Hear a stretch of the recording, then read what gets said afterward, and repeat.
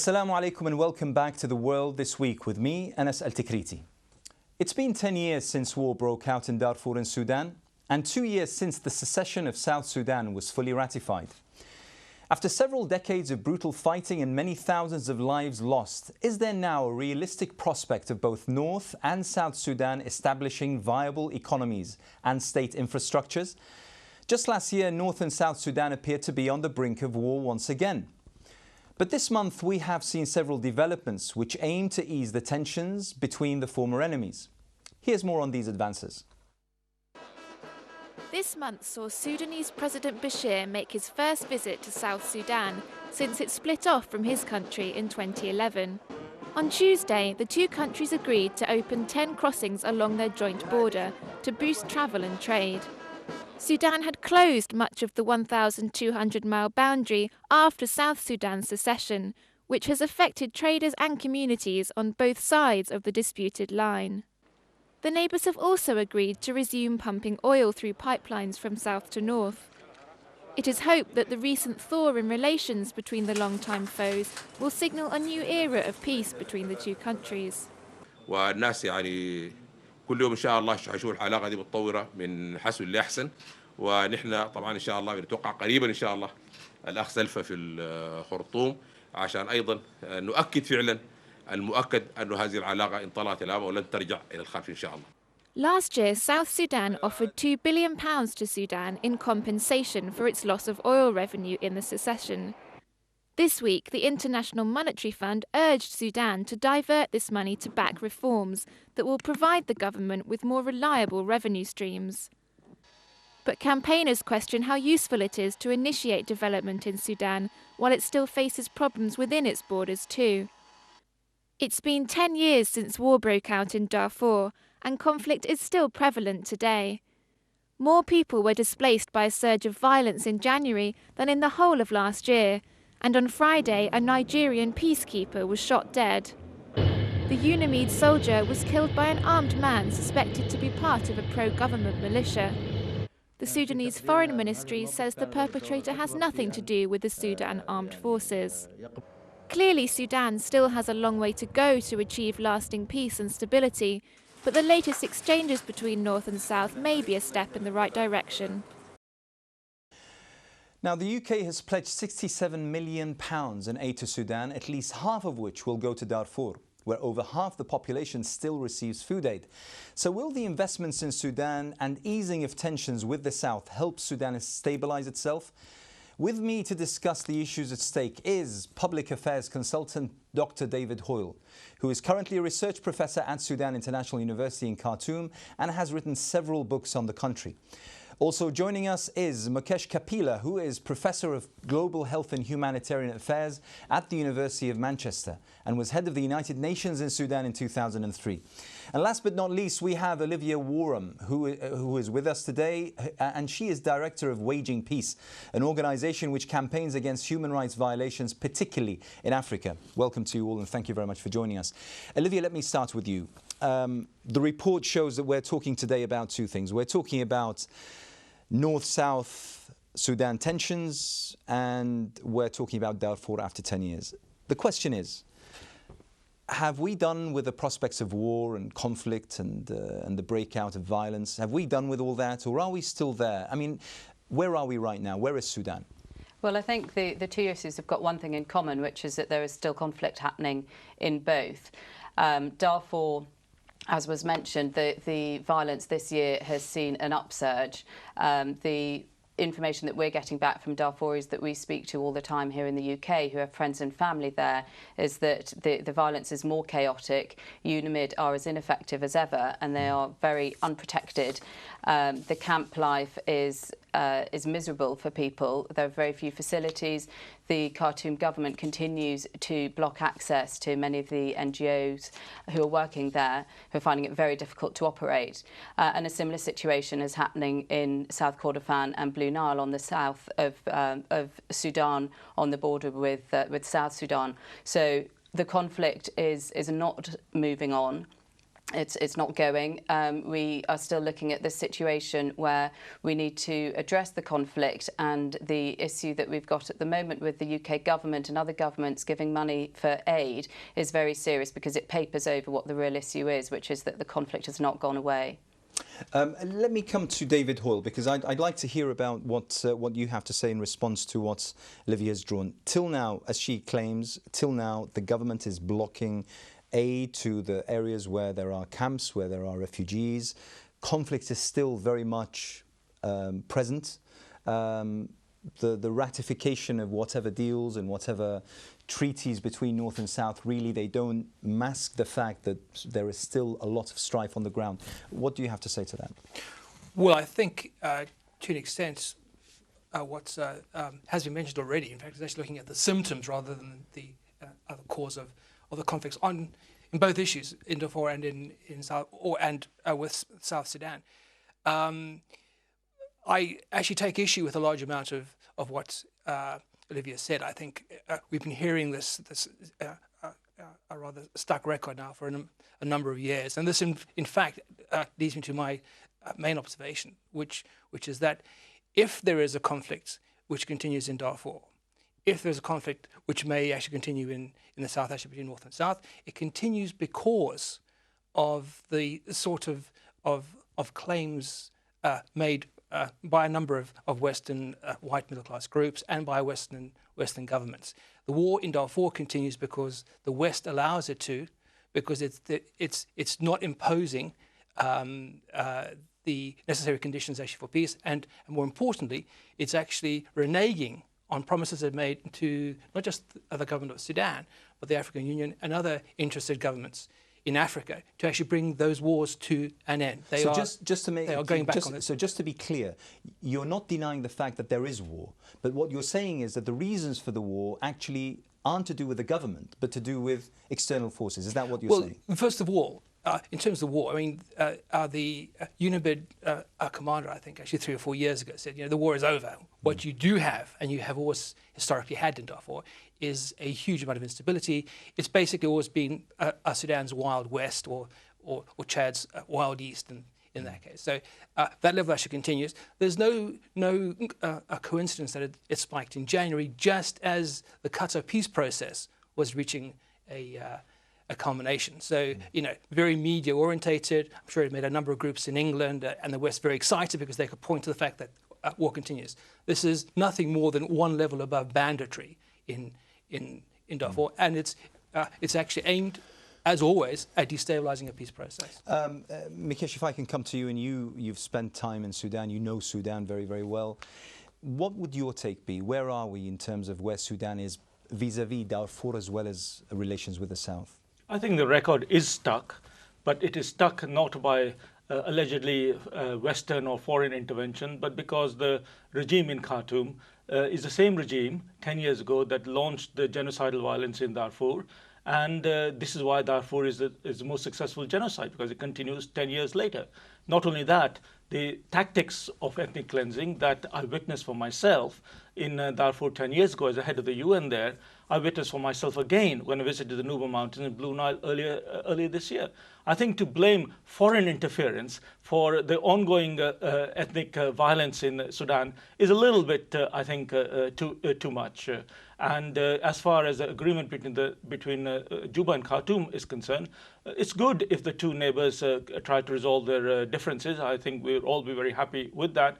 But in a sense, if the underlying grievances are not addressed of the Nuba Mountains and the Blue Nile in particular at the borderlands between the two states, then I'm afraid there can be no comprehensive peace, as there can be no peace in Sudan, as long as, one, the regime continues in Khartoum. Remember, it's president indicted for crimes against humanity, and the continued violence. I think 2.5 million people as displaced, as a refugee in Chad, as I saw for myself last year, can hardly be called banditry.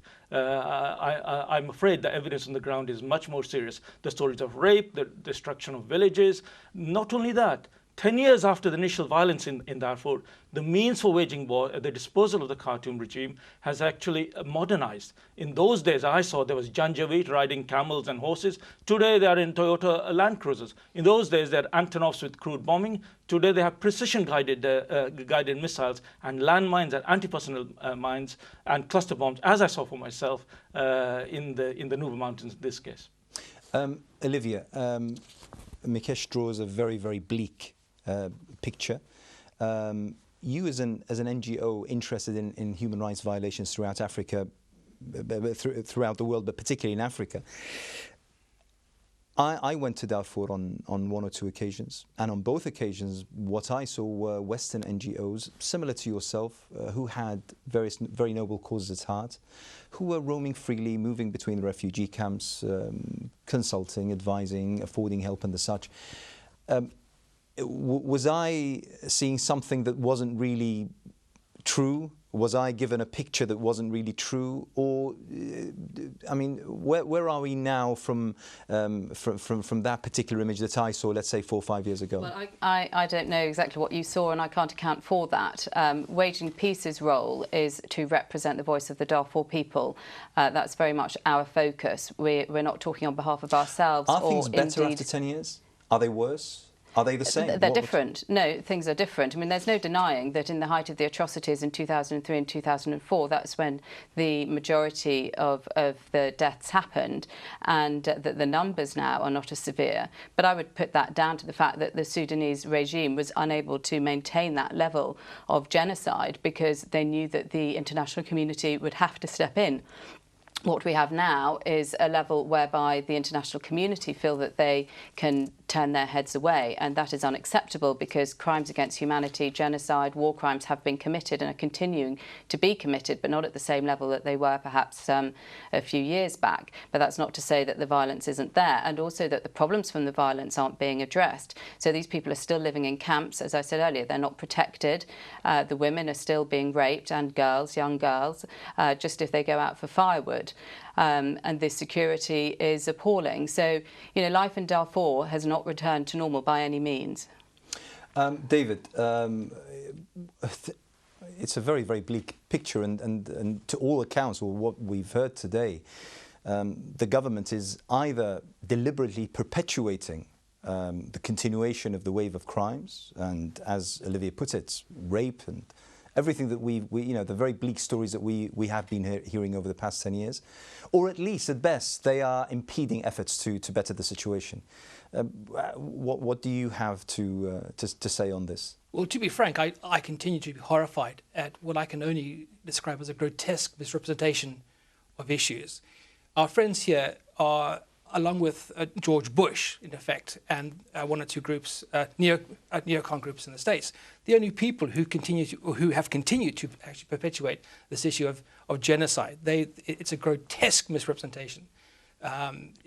Every single other organization in the world, within Africa, the European Union, no friends of Sudan at all, have said this is in no ways genocide. May well be a number of other things, but such as? Well, obviously, there's a war going on.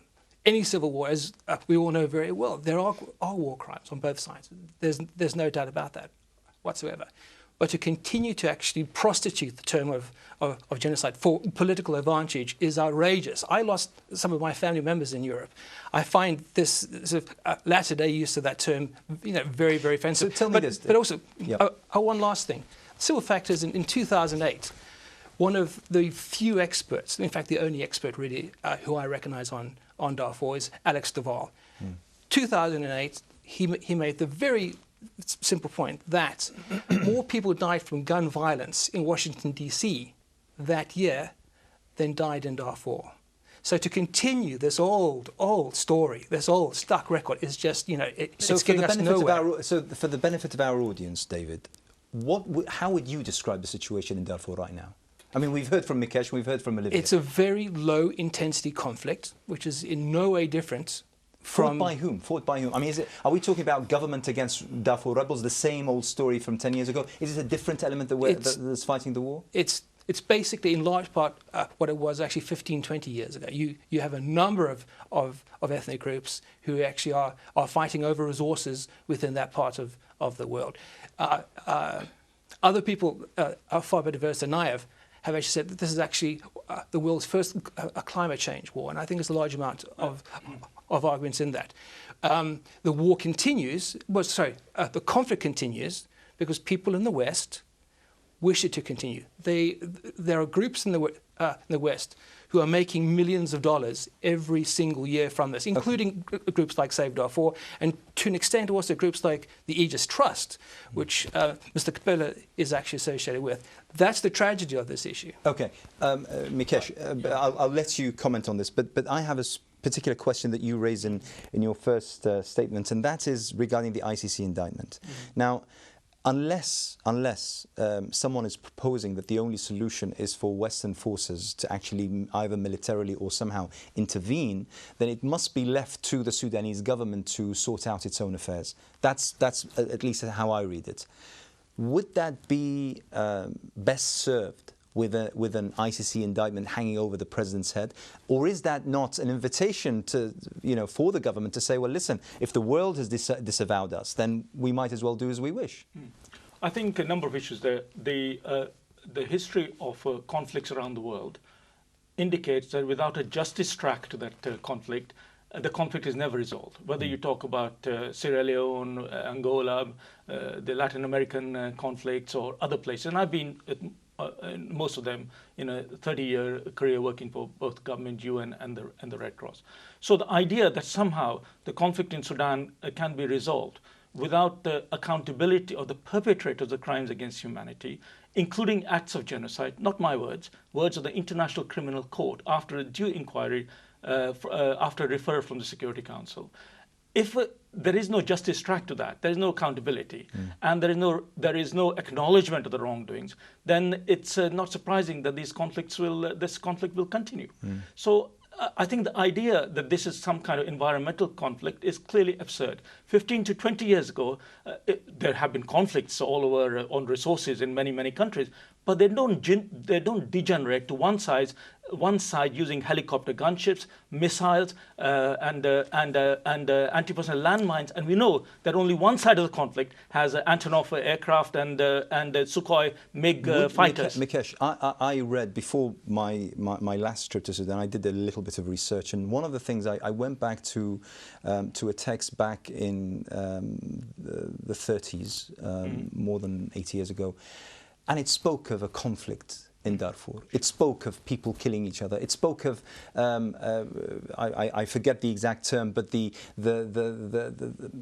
history-long, ancient-long conflict between grazers and between the landowners and the such. This has been around for many years. Why hang it on the neck of this particular government? No, conflict has been there in Sudan and other communities for generations. And these are the natural conflicts that happen between communities as they adjust to each other, as they compete for resources, and so on and so forth. However, the nature of the modern conflict in Sudan, which starts at this phase of at least, started 10 years ago in Darfur, is of a completely different nature. Traditional conflict resolution mechanisms were when different groups and tribes settled their differences, they married each other, they kind of made compromises, and life went on. But what the Sudan regime has done, the Khartoum regime of al-Bashir has done, is actually industrialize the conflict. Introduce modern weaponry, deliberately armed one side, the Arab side, and using an ethnic strategy of targeting the black African tribes, turned what would be traditional disputes into very much a modern form of ethnocide or genocide. Okay, if I may, I'd like to talk a little bit, I'd like to move on from this particularly. I'll come back to you, David, and allow you to come back to Mukesh. But Olivia, I'd like to talk a little bit about aid, because in the introduction, you heard that Britain has allocated 67 or 57 million pounds in aid, particularly to Darfur. Now, once again, we come back to this whole argument about whether such aid is of use, is beneficial. From the moral point of view, it's not black and white. From the efficacy point of view, it's not black and white. Where do you stand on this? My view is an aid clearly is useful for people who are forced to live in these appalling conditions in camps. The problem is that by attending the Doha conference, the UK and other governments are giving the Sudanese government the idea that they are engaging with them, that they support them, and the Sudanese government has gone out and told the world that, and they feel that their acts in Darfur and in South Kordofan are being overlooked. Now, focusing on aid, as I say, is completely papering over and refocusing away from what the important issue is. And the fighting will only be solved with a political solution. So aid at the moment is not the appropriate way forward. What's the political solution that you have in mind that would solve this problem? A proper peace agreement which recognises the interests of all the different communities within Sudan. But I'm not an expert on Sudanese affairs, but I can still remember peace agreement after peace agreement signed by, Ghazi Salah ad-Din and foreign ministers of old, Muslims and Christians, some of whom, and what has that brought? I mean, in your eyes, that brought nothing. Peace agreements can only lead to something if people stick to them. And the Khartoum government that we have at the moment is renowned for its ability to sign endless documents and then walk away and do absolutely nothing about it. So yes, I'm with you that a peace agreement that is not adhered to is meaningless. A peace agreement that is meaningful and gives political autonomy to the marginalised people who've been suffering for all these years, that's meaningful. David? Well, just on that last point, I think that's once again absolutely unfair and untrue. The single most important peace agreement signed in the last number of years was the Comprehensive Peace Agreement, whereby the North voluntarily gave independence to the South. So I don't think they actually walked away from that. I think that's just wishful thinking. The 2 points I'd like to make in response to Dr. Kapila's points. One is that, again, he actually takes a very characteristically shorthand approach. He says, oh, well, the ICC have said that there is genocide. Anyone who knows the ICC, and I don't actually recognize them myself, but the ICC pre-trial chamber has said there might possibly be grounds for the charges. It should be sorted out at the trial chamber stage. So, I mean, unless a presumption of innocence has actually vanished from the Anglo-Saxon jurisprudence, that's, once again, one of these misrepresentations. The other issue, this sort of mantra that there must be justice before peace, seems to only be applied to black people, because we have a perfect example of where people chose to draw a line in the sand in Northern Ireland. And in fact, the parallels between Darfur and Northern Ireland are very stark. Both are the westernmost parts of their countries. The British government was and has consistently been accused of arming militias, death squads within Northern Ireland. In fact, I look at the UVF, the UDA, and so on and so forth. In Northern Ireland, you had the biggest displacement of civilian population groups since the war in Europe. Thousands of people have been killed or injured. There are thousands of people who've actually been affected, who are victims of that war. And the highest ranking government official or soldier actually convicted of anything in Britain was a corporal. So it's okay for the people of Northern Ireland and the United Kingdom to actually put peace before justice in that context, but it's not okay in a similar conflict, in effect, all the same ingredients in Africa. And this is now what Africa are actually rebelling about. Mukesh, in one word, the government sticking to a secession date, carrying it out, and then offering half its land almost to an independent state, that surely shows of a government that the world can deal with, no? I think it's a little bit of exaggeration to say that the government in Khartoum voluntarily gave it up. I think a very heavy pressure was put on them, including American sanctions, including many other things. And the comprehensive peace agreement, so-called, was neither comprehensive nor peace. If it was, we wouldn't have the conflicts now. Okay. And it wasn't comprehensive or peace because it neglected the legitimate demands of the marginalized people of the Nuba Mountains, Blue Nile. I will have to cut this short, unfortunately. We could go on, and I'm pretty sure we will come back to revisit this particular issue. But thank you very much, Olivia, Mukesh and David. Thank you very much for joining us. And thank you for tuning in. Join us next week when I'm sure we'll be debating 2 or more extremely interesting issues. So thank you very much. Assalamu alaikum. I'm Anas Al-Tikriti.